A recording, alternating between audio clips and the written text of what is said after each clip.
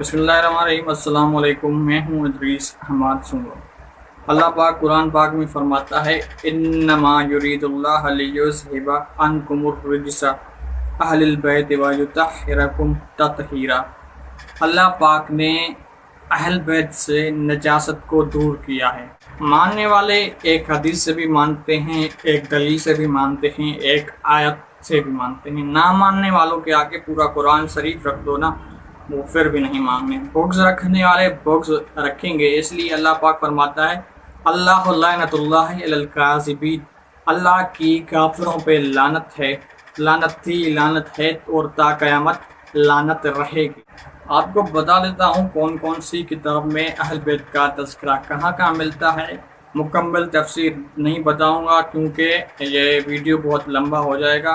میں مختصر بتاتا ہوں کہ کہاں کہاں لکھا ہوا ہے، آپ خود جا کے چیک کر سکتے ہیں۔ تورات جنیسیس چیپٹر 19 پیج 1520، اشتنا چیپٹر 18 پیج 195-196، انجیل میتھیو 1 چیپٹر 1 پیج 1-2، لوکا chapter 3 page 65-64، Bhagavad Gita chapter 4 شلوک 7 پیج 120-121، زبور 12 645-646۔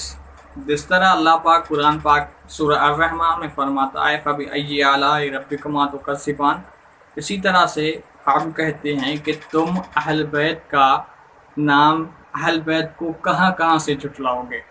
سورہ قرآن پاک میں اللہ پاک سورہ الاحزاب آیت نمبر 33 میں فرماتا ہے اہل بیت کا تذکرہ ملتا ہے۔